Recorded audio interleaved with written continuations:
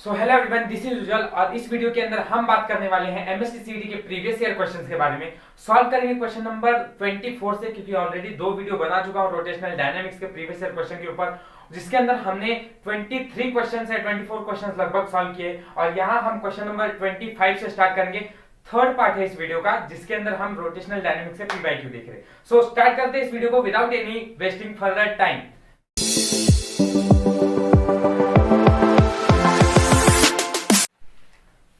So now question number 25। अब question number 25 जो बोला हुआ है, इसके अंदर आप लोगों को डील करना है। A rod of length L is hung from its one end and a mass M is attached to free end. Then what tangential velocity must be imparted to M so it reaches the top of the vertical circle. मतलब एक मास M है जो length L से हंग किया हुआ है, is hung from one end, एक and से हंग किया है, एंड मास M है उसका। सो डायरेक्टली अगर एक बात देखा जाए तो ऑब्जेक्ट एक मास m का है और उसको हाईएस्ट वेलोसिटी टॉप वेलोसिटी तक लेकर गए, मतलब वीसीएम का कहीं ना कहीं कॉन्सेप्ट आ रहा है यहाँ पे वर्टिकल सर्कुलर मोशन का। सो अगर हम ऐसे देखेंगे वर्टिकल सर्कुलर मोशन को, तो यहाँ पे वेलोसिटी, इधर वेलोसिटी और इधर वेलोसिटी, ठीक है। तो यहाँ पे हमें वेलोसिटी फाइंड करनी है एट टॉप पोजिशन, मतलब वेलोसिटी एट टॉप कितनी रहने वाली है, ये हमें फाइंड करने को बोला हुआ है, ठीक है। अब यहाँ पे हमको दो चीज के ऊपर ध्यान देना पड़ेगा। एक पहली बात की यहाँ पे हमारे पास डिस्टेंस के बारे में मालूम रहना चाहिए, व्हाट इज द डिस्टेंस। अब हम जब वीसीएम की बात करते हैं तो डिस्टेंस हमारा आर रहता है, ठीक है। सो अब यहाँ से यहाँ तक के डिस्टेंस को अगर हम देखेंगे, that is height will be 2r, correct है। सो एक बात पहले ये ध्यान में रहना चाहिए कि यहाँ पे हाइट 2r है। देन इसके बाद हमें जो वेलोसिटी एट टॉप निकालनी है, तो हमें यहाँ पे देखना है कि यहाँ पे हमारी एनर्जी कंजर्व होने वाली है। अच्छा, किस फॉर्म में एनर्जी कंजर्व होगी? Potential energy will be equals to kinetic energy. So मैं काइनेटिक एनर्जी एट टॉप जो रहने वाला है, that will be equals to, at top T से लिखता हूं, will be equals to potential energy at top of the side. सही है, ठीक है। तो काइनेटिक एनर्जी क्या रहती है टॉप के ऊपर? अब फॉर्मूला तो हमें पता है, हाफ mv स्क्वायर ही रहेगा। एट टॉप पे वेलोसिटी t रहेगी, क्योंकि यही वेलोसिटी हमें फाइंड करनी है, ठीक है। एंड देन इसके बाद यहाँ पे mgh हाइट एट टॉप कितना रहेगा, ये चेंज होगा, करेक्ट है। वेरिएशन किसके किसके ऊपर होने वाली है, ठीक है। सो ये मास दोनों इक्वल टू के एक तरफ है, कैंसिल हो जाएंगे। What remains? तो वेलोसिटी एट टॉप का square will be equal to, ये डिवाइडेड बाय 2 है, 2g, एंड हाइट ht है। एट टॉप पे हाइट कितनी रहती है? तो यही बोला, डिस्टेंस, दो डिस्टेंस जब ऐड करेंगे तब हाइट एट टॉप मिलेगा हमें। So it will be h plus h, sorry r plus r 2r, correct है। सो अब यहाँ पे अगर हम ध्यान से देखेंगे इस इक्वेशन को, तो हमें 2 to the 4 g r, ये हमें इक्वेशन मिलने वाला है, that will B velocity at top का स्क्वायर। सो अगर इसको हम स्क्वायर रूट का परफेक्ट वैल्यू निकालेंगे तो वेलोसिटी एट टॉप जो मिलने वाला है, √2 बाहर आ जाएगा, अंडर रूट gr मिलेगा। सो ऐसा ऑप्शन कौन सा मैच करता है? I think option √2 gr। अब लेंथ L बोला हुआ है यहाँ पे, तो उसको ही हम कंसिडर करते हैं कि that will be our radius will be equal to length, which will be option number C is correct one, ठीक है। एकदम सिंपल क्वेश्चन पूछा था, मींस वेलोसिटी एनर्जी कंजर्व करनी थी इसके अंदर, and you can solve this numerical easily, ठीक है। और एमएसटी सीईटी 2020 के सवाल क्वेश्चन जितने भी है सारे 2020 के ही हम कर रहे हैं। पहले में भी वही किया, दूसरे में भी, एंड थर्ड में भी वही कर रहे हैं। सो स्टार्ट करता हूं। नेक्स्ट क्वेश्चन नंबर 25 क्लियर हो गया है? कोई डाउट है तो पूछ सकते हैं कमेंट सेक्शन के अंदर। Question number 26, in case of conical pendulum, if T is the tension in the string and theta is the semi-vertical angle of cone, then the component of tension which balances centrifugal force in equilibrium position is। सो अब ये question और concept जो है already हमने करके रखा हुआ है, कहां पर? सो ऑलरेडी थ्योरी के अंदर हमने देखा हुआ है ये कॉन्सेप्ट सारा, कि कौन सी ऑब्जेक्ट किसको बैलेंस करेगी। कोनिकल पेंडुलम के अंदर सेंट्रीफ्यूगल फोर्स को बैलेंस करने के लिए कौन सा फोर्स रहता है? दैट विल बी, कि टेंशन ही बैलेंस करता है, पर टेंशन के दो कंपोनेंट रहते हैं, एक टीन साइन थीटा और एक टी कॉस थीटा, करेक्ट है। तो कौन सा कंपोनेंट बैलेंस कर रहा रहता है? सेंट्रीपिटल फोर्स को। बट यहाँ पे हमें सेंट्रीपिटल फोर्स की ही वजह से सेंट्रीफ्यूगल फोर्स तैयार होता है। सो सेंट्रीपिटल फोर्स ही बैलेंस करेगा, सेंट्रीफ्यूगल फोर्स को बैलेंस करने वाला है। सो अब यहाँ पे हमें कौन सा कंपोनेंट बैलेंस कर रहा है? तो पहले तो मैं लिखता हूं टी साइन थीटा का कंपोनेंट जो रहता है, ये बैलेंस कर रहा रहता है हमारे सेंट्रीपिटल फोर्स को, और सेंट्रीपिटल की वजह से ही सेंट्रीफ्यूगल होता है। इसलिए बस माइनस का साइन लग के mv स्क्वायर अपॉन r हो जाएगा, विच बैलेंसेस सेंट्रीफ्यूगल फोर्स। ठीक है, नेगेटिव साइन को हम वैसे भी मैग्नीट्यूड के अंदर कंसीडर करते हैं तो इग्नोर किया जाता है। So centrifugal force is balanced by T sine theta, correct है। सो यहाँ पे हम देखेंगे option number A1 is correct one. Simple question था, मींस थोड़ा बहुत थ्योरी का कॉन्सेप्चुअल क्वेश्चन को समझना जरूरी था क्योंकि इतना बड़ा क्वेश्चन है। सो हमें समझ में नहीं आता कि कौन सा किसको बैलेंस कर रहा है। वही अगर बोला रहता centrifugal force in equilibrium position किसको बैलेंस कर रहा है, टेंशन को। ठीक है, कौन से वाले टेंशन को, टी साइन थीटा के कंपोनेंट को। वही अगर सेंट्रीफ्यूगल की जगह पर अगर बोला रहता है ग्रेविटेशनल फोर्स किसको बैलेंस करता है, सो mg इज बैलेंस्ड बाय या फिर नॉर्मल इज बैलेंस्ड बाय क्या, टी cos थीटा। ठीक है, तब हमारा ऑप्शन नंबर डी करेक्ट होगा। सो वो डिपेंड करेगा, अगर सेमेस्टर सीडी में सवाल पूछा तो पूछ सकते हैं, तो थोड़ा ध्यान में रखें। ठीक है, 2020 का। सो आगे बढ़ता हूं नेक्स्ट क्वेश्चन की ओर। Two cars of mass m1 and m2 are moving in a circle of radius r1 and r2। अगर एक कार है और वो एक सर्कल घूम रहे हैं, मतलब यहाँ पे हमारे पास डायरेक्ट सर्कुलर मोशन कर रहे हैं, मतलब यहाँ पे हमारे पास कुछ ना कुछ ओमेगा की बात कर रहे हैं वहां पे। ठीक है, तो ओमेगा का फॉर्मूला, ओमेगा के बारे में बात किया हुआ है। Respectively the speeds are such that they are making, उनकी स्पीड ऐसी such that circles in same time t, वो सर्कल को कंप्लीट कर रहे हैं एक ही टाइम के अंदर। मतलब फर्स्ट वन की भी सर्कल वेलोसिटी ऐसी है कि वो इक्वल टू सेकंड वाले के साथ है, टाइम दोनों का इक्वल टाइम में ही कवर कर रहे हैं वो velocities. The ratio of their centripetal forces, centripetal force के रेशियो क्या होंगे। तो अगर हम बात करेंगे सेंट्रीपिटल फोर्स की, तो यहाँ पे फॉर्मूला अप्लाई कौन सा होने वाला है, सी। अगर ये सर्कुलर मोशन फॉलो कर रहा है तो यहाँ पे कुछ ना कुछ तो एंगुलर वेलोसिटी की बात हो रही है, करेक्ट है। सो यहाँ पे हमारे पास mr ओमेगा स्क्वायर ये वाला फॉर्मूला अप्लाई हो जाएगा, करेक्ट। सो अब इनका हमको क्या करना है, रेशियो फर्स्ट वाले के साथ सेकंड वाले का। तो f1 अपॉन f2 का रेशियो मैं ले लेता हूं, will be equals to m1 r1 omega square upon m2 r2 omega 2 का स्क्वायर। सो ये वेलोसिटीज ओमेगा की दोनों एक ही टाइम में कवर कर रही है, तो ये चेंज नहीं होंगे, that will be cancel. So ratio देखेंगे तो f1 अपॉन f2 का m1 r1 upon m2 r2, that is m1 r1 is to m2 r2। ये रेशियोस के अंदर हो जाएगा, which is option D is correct. Simple question था एकदम, मतलब हमको सिर्फ ये कॉन्सेप्चुअली सोचना था कि अगर ये सर्कुलर मोशन फॉलो कर रहे हैं तो यहाँ इसके एंगुलर वेलोसिटी ओमेगा होगी। चांस हुआ तो दूसरा फार्मूला लगा के गलत भी हो सकता है। ठीक है, नेक्स्ट क्वेश्चन नंबर फोर्थ, मतलब क्वेश्चन नंबर 25, 6, 7, 28। क्वेश्चन नंबर 28 को सॉल्व करेंगे। क्या पूछा हुआ है, a particle performing UCM of radius pi by 2। तो रेडियस के बारे में यहाँ बात किया हुआ है। यहाँ पे सॉल्व करते हैं इस इक्वेशन को, क्वेश्चन को क्या बोला हुआ है यहाँ पर, लेट्स सी। सो यहाँ पे पार्टिकल रेडियस r कितना डिस्टेंस दिया हुआ है, पाई बाय 2 मीटर इतना कवर कर रहा है डिस्टेंस। ठीक है, मेक्स x रिवॉल्यूशंस, मतलब यहाँ पे कितने रिवॉल्यूशन बना रहा है, x रिवॉल्यूशन बना के रखा हुआ है। ठीक है, in time t, time t की बात की हुई है, टाइम t का बात किया हुआ है। ठीक है, it's tangential velocity v, tangential कितना होने वाला है ये फाइंड करके बताना है हमें। सो फर्स्ट ऑफ ऑल अब यहाँ थोड़ा सोचने जैसा सवाल, क्योंकि इतना आसान नहीं, हाँ यहाँ ऑप्शंस नहीं दिए हुए, तो मैं ऑप्शंस पहले देख लेता हूँ क्या क्या दिया हुआ है। 4 ऑप्शंस हैं हमारे। तो ऑप्शंस आर, यहाँ नीचे ऑप्शन लिख देता हूँ, आप यहाँ नोट कर लेंगे। ऑप्शन ए, ऑप्शन ए दिया हुआ है pi T upon X square. Option B है pi X square upon T. Option C pi X upon T square, and option D दिया हुआ है pi square X upon T. So the 4 options ये दिए हुए हैं आपको। और सॉल्व कैसे करना है, सो फर्स्ट ऑफ ऑल अगर हम देखेंगे यहाँ पे रिवॉल्यूशन की बात की हुई है, देन हमारे पास टेंजेंशियल वेलोसिटी vt फाइंड करना है। सो हमें कहीं ना कहीं देखना, कॉन्सेप्ट को देखेंगे तो v velocity v tangential will be equals to r omega, क्योंकि रिवॉल्यूशन मतलब फ्रीक्वेंसी कहीं ना कहीं कॉन्सेप्ट आ जाता है, एंड टाइम t में फॉलो कर रहे हैं। ठीक है, सो अब ये तो फॉर्मूला लगेगा, लेकिन अभी यहाँ पे हमें पाई की r की वैल्यू देके रखी हुई है, ओमेगा इस हमें अभी तक नियति नहीं पता है, तो ओमेगा को पहले थोड़ा डिराइव करके देखते। ओमेगा हम देखेंगे तो यहाँ पे उसने कितने रिवॉल्यूशन किया, n रिवॉल्यूशन किए, कितने टाइम के अंदर, t टाइम के अंदर, तो n रिवॉल्यूशन किया है। Omega is equal to 2 pi upon time t, मतलब t से डिवाइड कर दिया जाएगा। अभी रिवॉल्यूशन t कर रहा है तो हम स्मॉल t को ही बात करेंगे, इसके पीरियड पे नहीं जाएंगे हम। सो यहाँ पे हमें ओमेगा की value n into 2 pi upon t बोला हुआ है। ठीक है, बट अगर एक बात देखेंगे, फ्रीक्वेंसी को उन्होंने n से डिनोट करने को नहीं बोला, x से डिनोट करने को बोला, तो यही फॉर्मूला क्या हो जाएगा, x into 2 pi upon t हो जाएगा। सो अब इसी को इसके इधर पुट करते हैं, तो vt will be equals to r की वैल्यू इंटू r कितना दिया हुआ है, आई थिंक r हमको ऑलरेडी दे के रखा हुआ है पाई बाय 2, नाउ अब यहाँ पे हमको ओमेगा की वैल्यू बात की है, ओमेगा कितना है x into two pi upon T, ये 2 से 2 कैंसिल हो जाएगा, सो ये pi into pi pi square हो जाएगा, तो pi square x upon T. So ये ऑप्शन कौन सा है, ऑप्शन डी, एकदम easy.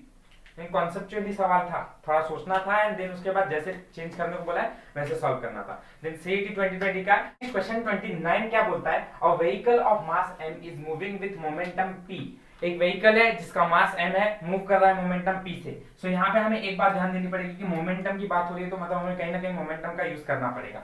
On a rough surface on a horizontal road, so p के बारे में बात किया हुआ और मास उसका v है, ऑलमोस्ट हमें मोमेंटम का फॉर्मूला पता है, p इज mv होता है, ठीक है। अच्छा, ये हो गया पहला। On a rough horizontal road the coefficient of friction between tyre and the horizontal road is mu. Coefficient of friction मतलब यहाँ पे हमें कोएफिशिएंट ऑफ फ्रिक्शन का भी कहीं ना कहीं कुछ फार्मूला इस्तेमाल करना है। Between tyre and horizontal road कितना है, म्यू है, and the stopping distance, stopping distance मतलब हमें यहाँ पे डी के बारे में या फिर डिस्टेंस एस, ये जिससे भी बताए वो फाइंड करना है हमें। सो फर्स्ट ऑफ ऑल अभी हमें यहाँ पे अगर P is equal to mv के बारे में बात किया है, मतलब एंगुलर मोमेंटम के बारे में बात किया हुआ है, so P is equal to mv का फॉर्मूला हम लगा लेंगे पहली बात। देन अब यहाँ पे हमें थोड़ा सोचना पड़ेगा कि हमें अगर डिस्टेंस फाइंड करना है तो ऐसा कौन सा फॉर्मूला है जिसके अंदर डिस्टेंस के बारे में बात किया हुआ है।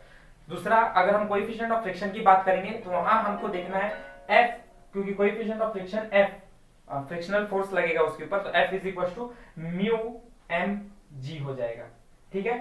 ये हो जाएगा हमारा फ्रिक्शनल फोर्स, क्योंकि यहाँ पर हमें म्यू का रेफरेंस मिल रहा है, करेक्ट, ठीक है। ये हो जाएगा हमारा दूसरा इक्वेशन, ये हो जाएगा हमारा फर्स्ट इक्वेशन। लेकिन अभी हम ये दोनों का इस्तेमाल करने के बावजूद भी हमें कुछ पता नहीं है कि what will be the distance, क्योंकि यहाँ ना डिस्टेंस की बात की ना यहाँ पे। सो हमें ऑब्वियसली एक बात पता है कि अगर हमें डिस्टेंस के बारे में कुछ बोला नहीं गया है तो हम एक फॉर्मूला जानते हैं जिसके ऊपर डिस्टेंस हमें मिल सकता है, दैट इज काइनेमेटिकल इक्वेशन। अब इसमें से हमें देखना है कि कौन सा इक्वेशन सुटेबल है काइनेमेटिकल इक्वेशन अप्लाई करने के लिए। सो अगर हम देखेंगे सो v is equal two plus 80 नहीं लग सकता है, s का क्योंकि v is equal two plus 80 में डिस्टेंस के बारे में बात किया ही नहीं है। दूसरा इक्वेशन देखिए तो डिस्प्लेसमेंट मतलब डिस्टेंस कहीं ना कहीं बात किया है, तो मतलब सेकंड इक्वेशन काम कर सकता है हमारा। v square is equal to u square plus 2as, इसका भी हो सकता है यूज यहाँ पर, लेकिन हमें देखना पड़ेगा कौन सा सुटेबल होता है। दोनों को अप्लाई करते हैं, वेदर पहले हम सेकंड इक्वेशन से अप्लाई करते हैं, अगर इससे काम बन गया तो ठीक, नहीं बना तो फिर देखेंगे दूसरे वाले इक्वेशन को, हाफ 80 स्क्वायर, ठीक है, क्लियर। अच्छा, अभी हम यहाँ पे अगर डिस्प्लेसमेंट की बात करेंगे तो यहाँ पे इनिशियली वेलोसिटी हमारा कितना रहने वाला है, ये बात सोचने जैसा है। एक ये वाली वेलोसिटी, यहाँ पे हम देखेंगे तो फाइनल के बारे में बात किया ही नहीं है, इनिशियली वेलोसिटी है, तो ये फॉर्मूला अप्लाई नहीं हो सकता है काइनेमेटिकल इक्वेशन का। फाइनल इक्वेशन देखिए, v square is equal to u square plus 2as,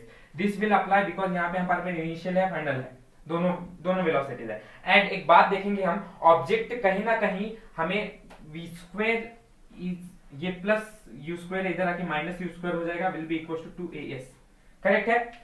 अब हम देखेंगे तो फाइनल वेलोसिटी की, ऑब्जेक्ट एक चल रही है तो यहाँ पे फाइनल वेलोसिटी कितनी रहने वाली है, फाइनल वेलोसिटी ऑब्जेक्ट लास्ट में जाके हमें पूछा ही है कि स्टॉपिंग डिस्टेंस कितना होने वाला है, मतलब लास्ट में वेलोसिटी 0 हो जाएगी, दैट मींस फाइनल वेलोसिटी 0 है। एंड ऑब्जेक्ट अगर घूम रहा है मतलब चल रहा है, मतलब initial velocity something what is there, ठीक है, तो मतलब ये तो हमारा 0 होने वाला है, this velocity will be 0, initial velocity u है, करेक्ट। ये बात सिंपल सी है, ऑब्जेक्ट लास्ट में रुकने वाला है इसलिए फाइनल वेलोसिटी 0 हो जाएगी, माइनस u स्क्वायर, माइनस में आया मतलब रिटार्डेशन हो रहा है, करेक्ट है। ऑब्जेक्ट लास्ट में रुकेगा मतलब फोर्स एक्सेलरेशन कम होगा, मतलब रिटार्डेशन ही होगा फोर्स के अंदर या फिर वेलोसिटी के अंदर। सो अब यहाँ पे हमें देखना है कि ये u मतलब ये जो वेलोसिटी है शुरुआत की मिलेगी कैसे हमको। सो यहाँ पे अगर हम देख रहे हैं तो p is equal to mv है, that means p upon m हो जाएगा, will be equal to v, correct. So यहाँ पे अभी मैं v का वैल्यू पुट कर सकता हूँ कितना, p by m, so minus u की जगह पर p बाय m का होल ब्रैकेट स्क्वायर हो जाएगा, will be equal to 2। Acceleration कितना है ये फाइंड नहीं, अगर ये मिल गया तो उसके बाद डिस्टेंस फाइंड करने के लिए कोई बड़ी बात नहीं रही है। सो अब एक्सेलरेशन हम फाइंड करेंगे इस फॉर्मूले से, कितना है, फोर्स का मतलब होता है mass into acceleration, will be equal to mu mg, यहाँ m से m कैंसिल हो जाएगा तो a जो मिलने वाला है वो म्यू g मिलने वाला है। ध्यान में रखिए, एक्सेलरेशन कभी भी अगर फ्रिक्शनल फोर्स की भाषा में फाइंड करनी हो तो हमेशा एक्सेलरेशन को ही फाइंड करना पड़ेगा, and acceleration always mu g ही रहेगा, ठीक है। सो अब यहाँ पे हमारे पास a की वैल्यू मिल गई है, हम म्यू g यहाँ पे लगाएंगे इनटू डिस्प्लेसमेंट s मतलब डिस्टेंस s है, ठीक है। बीच में पॉज आ गया था, डिस्टेंस क्या करना है यहाँ पे हमें फाइंड क्या करना है, यस डिस्प्लेसमेंट डिस्टेंस फाइंड करना है। सो हम ये s को इधर रखेंगे, बाकी सारी चीजों को उस तरफ लेके जाएंगे। So s will be equal to minus है, लेकिन हम इसको मैग्नीट्यूड के अंदर कंसिडर करके इग्नोर करेंगे, तो व्हाट हमको क्या मिलेगा, P square upon M square यहाँ पे रहने वाला है, एंड ये 2 उधर चला जाएगा, म्यू उधर चला जाएगा, जी उधर चला जाएगा, 2 म्यू जी। ठीक है, सो अभी हमें चेक करना है ऐसा कौन सा ऑप्शन है। P square upon 2, P square upon 2 mu है लेकिन एम नहीं है, ठीक है, ये ऑप्शन नहीं है। ये P square upon M square है, P square upon M square है, 2 mu g, this option is correct. बाकी सारा आप चेक कर सकते हैं, ऑप्शन मैच नहीं करेगा। 2 म्यू जी, पी स्क्वायर 2 म्यू जी अपॉन एम स्क्वायर, दोनों ऑप्शन मैच कर रहा है। सी कौन सा आपको परफेक्ट लगता है, मतलब दो ऑप्शन है, बाई चांस शायद मेरे लिखने में गलती होगी, बट ऑप्शन ये वाला करेक्ट है। कॉन्सेप्ट समझ में आना चाहिए, ये जरूरी है। आई थिंक ये क्लियर हो गया है। आगे बढ़ता हूँ नेक्स्ट क्वेश्चन में। नेक्स्ट क्वेश्चन बोलता है a particle is revolving in anti-clockwise sense along the circumference of a circle of radius r with linear velocity v, then the angle between v and angular velocity omega is। तो linear velocity और angular velocity के बीच में क्या angle रहता है जब एक object circumference of a circle का अपना पाथ फॉलो कर रहा रहता है। तो ऑलरेडी ये थ्योरी में ही हुआ है, एंड ये हमें याद रहना चाहिए, ऑप्शन बी करेक्ट है, 90 डिग्री का एंगल रहता है उसके बीच में। ज्यादा कॉन्सेप्ट नहीं समझाऊंगा, एकदम इजी क्वेश्चन पूछा हुआ था, टेक्स्ट बुक के रेफर कर सकते हैं इस क्वेश्चन के लिए। अगला next question number 31। A particle starting from rest, एक पार्टिकल स्टार्ट हो रहा है रेस्ट से, मतलब इनिशियली उसकी वेलोसिटी ओमेगा 0, मतलब ओमेगा के बारे में बात किया, वो 0 रहने वाली है, इनिशियली चालू हो रहा है मतलब, ठीक है। Moves along the circumference of a circle if radius r with angular acceleration alpha, angular acceleration radius r है, एंगुलर एक्सेलरेशन अल्फा है। The magnitude of average velocity, magnitude find करना है v एवरेज, क्योंकि v एवरेज ही average velocity रहती है, ये कितनी रहने वाली है, क्वेश्चन मार्क है। कब, in times it completes the small angular displacement theta, जब एंगुलर डिस्प्लेसमेंट थीटा कर रहा है तब उसकी v एवरेज हमें फाइंड करके बतानी है। सो फर्स्ट ऑफ ऑल इसको कॉन्सेप्ट को कैसे सॉल्व करना है, इस क्वेश्चन को किस तरह सॉल्व करना है, लेट्स सी। यहां मैं इसको सॉल्व करता हूं। सो अगर हम यहाँ बात करेंगे सॉल्व करने के लिए, तो v एवरेज कुछ कॉन्सेप्ट्स हमें पहले फाइंड करने पड़ेंगे। दैट मींस यहाँ पे हमें पहले तो हम काइनेमेटिकल इक्वेशन लगाते हैं, क्योंकि यहाँ पे हमको कहीं ना कहीं ओमेगा 0 की वैल्यू वेलोसिटी 0 है, देन अल्फा की बात की हुई है। सो ऐसा हमारे काइनेमेटिकल इक्वेशन में ही होता है, एंड हमें टाइम t पे फाइंड करना है, मतलब टाइम कितना फॉलो कर रहा है वो हमें बोला हुआ है।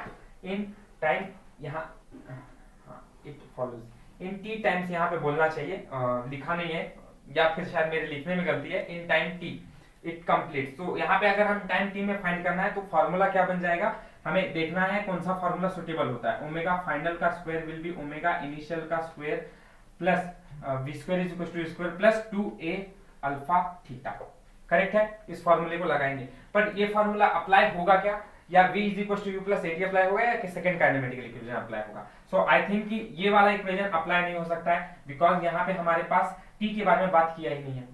So second formula theta is equal to ut, मतलब omega 0 ut plus half a, मतलब होता है अल्फा एंड t स्क्वायर, ये फॉर्मूला अप्लाई होगा।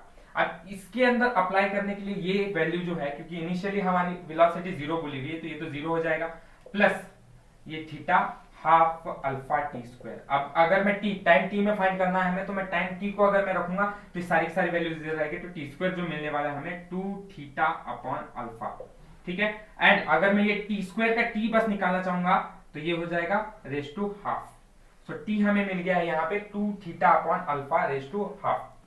कौन सा फॉर्मूला अप्लाई होगा अब यहाँ पे, हमें v एवरेज फाइंड करना है, तो v एवरेज फाइंड करने के लिए हमें फॉर्मूला पता है, it is v average displacement per unit time, correct है, डिस्प्लेसमेंट पर यूनिट टाइम। ये हमने ऑलरेडी 11th में कॉन्सेप्ट्स में सीखा है, प्रोजेक्टर में सीखा है, देन ऑलरेडी शुरुआत के 11th के बेसिक्स जो लेसंस है उसमें हमें सारी चीजें देखते हैं। v average is equal to displacement per unit time. तो डिस्प्लेसमेंट कितना हुआ है, डिस्प्लेसमेंट इज r, क्योंकि यहाँ पे हमको बोला हुआ है वो r angle cover, r distance cover कर रहा है, तो displacement is r divided by time t, and हमें पता है ये t हमने अभी भी फाइंड किया है, that is this. So r upon 2 theta upon alpha raise to half, that means r into alpha upon 2 theta into half हो जाएगा, क्योंकि डिनोमिनेटर का न्यूमरेटर में चला जाएगा। ऑप्शन अगर हम देखेंगे तो ऑप्शन नंबर डी मैच करता है, which is r bracket alpha upon 2 theta raise to 1/2, ठीक है, क्लियर। ये ऑप्शन भी मैच कर दिया है, एंड ये क्वेश्चन भी एकदम सीटी 2020 के ही सवाल सारे पूछे हुए हैं। सो कॉन्सेप्चुअली कोई बात नहीं है, कोई क्वेश्चंस के अंदर हमने क्वेश्चन 31 भी सॉल्व कर दिया। आगे ठीक है, तो आज की वीडियो को बस इतना ही करेंगे। कुछ डाउट है, कोई प्रॉब्लम है तो कमेंट सेक्शन में पूछे, सॉल्व